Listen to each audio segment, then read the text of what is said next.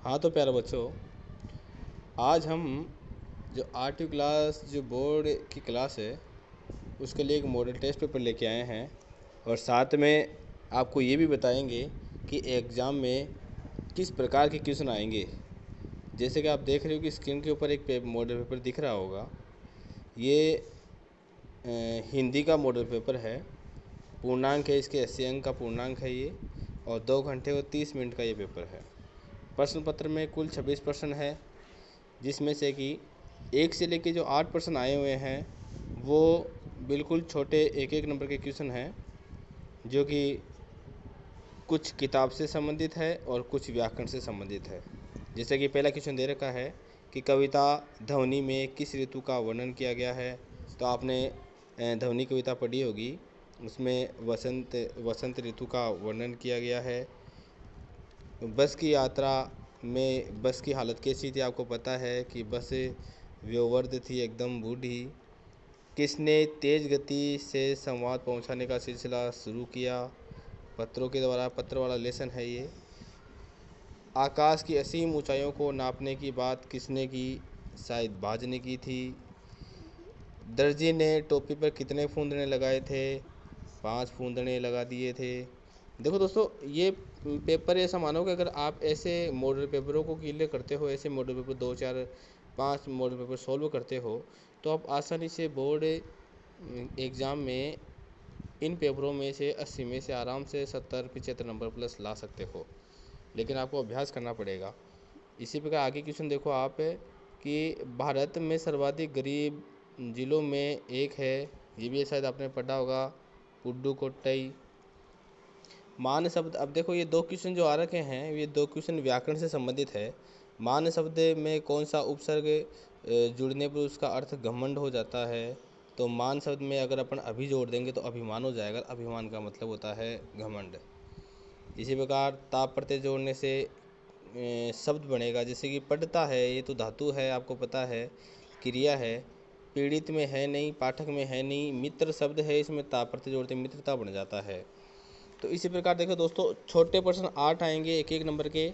उसके बाद में 9 से 15 जो क्वेश्चन है वो आएंगे, देखो 2-2 अंक के, जिसमें आप देख रहे हो कि किताब की क्वेश्चन आंसर है, लेखक ने वर्दा किसे कहा है, दीवानों की हस्ती, ऐसे जो पाठ है उन पाठों में से संबंधित क्वेश्चन है ये। आप ऐसे क्वेश्चन जो इसके अंदर दे रखे हैं, ऐसे क्वेश्चनों को याद करना। फिर देखो 14 नंबर का क्वेश्चन विलोम शब्द आया है। कोमल का कठोर होता है, अनुचित का उचित होता है, ऐसे ही। और इसी प्रकार ये पेड़ शब्द है और आकाश शब्द, इनके पर्यायवाची शब्द बताने हैं। इसी प्रकार देखिए दोस्तों, विलोम शब्द 2 नंबर का आया है और 2 नंबर के पर्यायवाची शब्द है। फिर उसके बाद में 16 से 22 नंबर के जो क्वेश्चन आएंगे वो फिर से किताब के अंदर से हैं। उनका हमारे को किताब के अंदर से बताना है। 20वां नंबर का कुछ एक सार्थक शब्द है, इसे वाक्य बनाने हैं।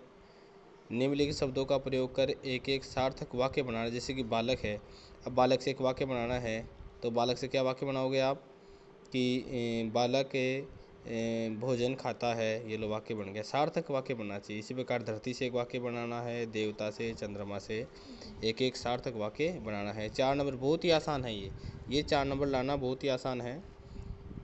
इसके बाद में इसके अथवा में क्वेश्चन आता है, निम्नलिखित शब्दों के बहुवचन लिखिए। जैसे कि मिठाई शब्द है, इसका बहुवचन मिठाइयाँ, झील का झीले, भाषाएँ, संतरे। तो इसी प्रकार इनके बहुवचन लिखना है। दोनों में से जो आपको अच्छा लगे वो क्वेश्चन आप कर सकते हो। इसके बाद में आप देखिए 21 नंबर का जो क्वेश्चन है वो है, आपके मोहल्ले में लोग इधर उधर कचरा फेंक देते हैं, उन्हें आप कैसे समझाएंगे। तो इनके बारे में अपने विचार लिखने हैं कि आप उन लोगों को कैसे समझाओगे। ये बहुत ही आसान है। इसी प्रकार 22वां क्वेश्चन देखिए 4 नंबर का, वाहन चालकों को, ये वाहन चालक जो होते हैं उनकी गलतियों से सड़क दुर्घटनाएं होती है। तो उनकी जो 5 गलतियां हैं वो लिखनी है कि कौन कौन सी गलतियां वाहन चालक करते हैं जिसकी वजह से सड़क पर दुर्घटनाएं होती है। जैसे कि अपन लिख सकते हैं कि वाहन तेज़ गति से चलाते हैं, वाहन चलाते वक्त वो मोबाइल पे बात करते हैं, ये चीज़ गलत है। या फिर अपन कह दें कि वाहन चलाते वक्त वो ओवरटेक करते हैं तेज़ स्पीड से, वो भी एक गलत है।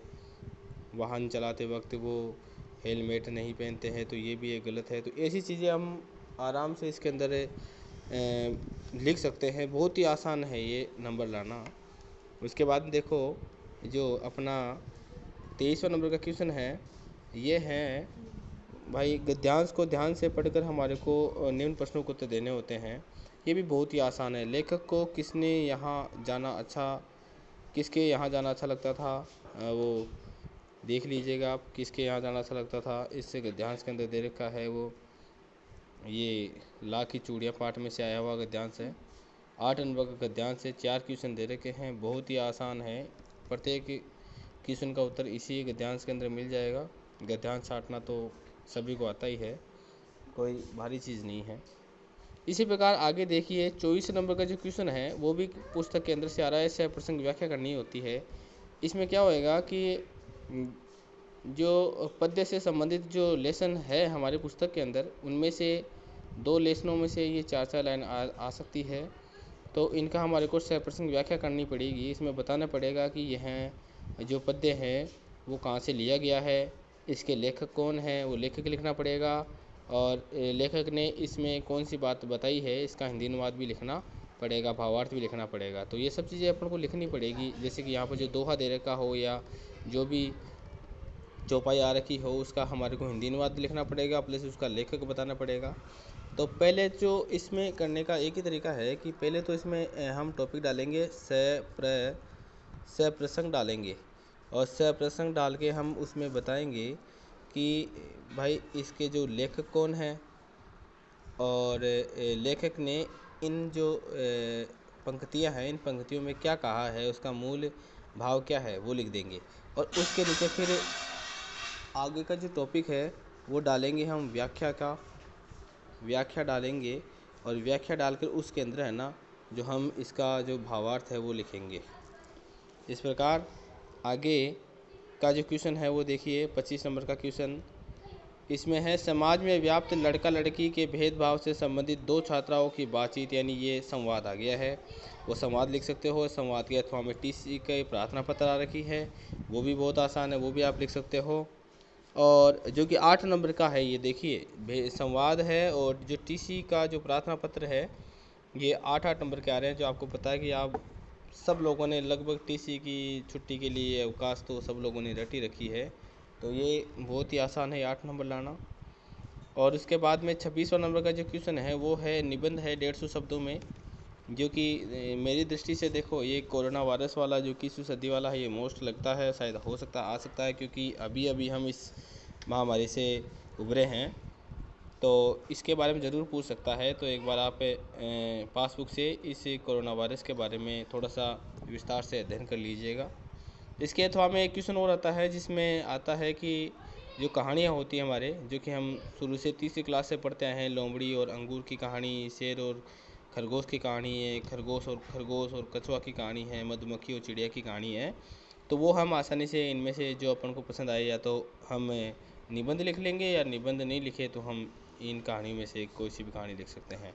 तो देखिए दोस्तों, इस प्रकार से आप आसानी से पूरा जो पेपर 80 नंबर का है उसमें से आराम से 70 नंबर, 75 नंबर या 80 में से 80 नंबर ला सकते हो, अगर आपकी थोड़ी सी तैयारी रही तो। इसमें ज़्यादा मेहनत नहीं करनी है। देखो 8 नंबर तो मेरे हिसाब से 26वां नंबर के क्वेश्चन में आप ला सकते हो। 25वां नंबर का क्वेश्चन भी बहुत ईजी है। 24वां नंबर का जो क्वेश्चन आएगा 6 नंबर का, ये पूरे लेसन पढ़ाए हुए हैं, और मुझे उम्मीद है कि आपको याद भी होगा, तो वो आराम से 6 नंबर आप ले सकते हो। 8 नंबर का देखो ये गद्यांश आया है जिसके उत्तर बहुत ही आसान है इसके अंदर से छाँटना। इसी प्रकार 21वां और 22वां नंबर का भी अपने विचारों से अपने मन के भाव यहाँ लिखने हैं। और ये देखो ये सार्थक शब्दों से वाक्य बनाना बहुत आसान है। और इसके बाद में एक पुस्तक के क्वेश्चन आंसर आ जाते हैं जो हम कर सकते हैं। फिर ये पर्यायवाची विलोम शब्द हमने बहुत ही पढ़े हैं। उसके बाद में ये 1 से 8 नंबर के जो क्वेश्चन है बशद वाले, वो हम क्लियर कर लेंगे। तो इस प्रकार से अगर हम तैयारी करेंगे तो हम 8वीं बोर्ड में 80 में से 80 नंबर ला सकते हैं। इसी आशा और उम्मीद के साथ में मैं नेक्स्ट वीडियो में आपके लिए फिर से एक अच्छा और न्यू पेपर लेके आऊँगा। तब तक के लिए बाय दोस्तों, और मैं उम्मीद करता हूँ कि आपकी एग्ज़ाम की जो तैयारी है वो काफ़ी अच्छी और बेहतरीन चल रही होगी। इसी आशा के साथ में अलविदा दोस्तों।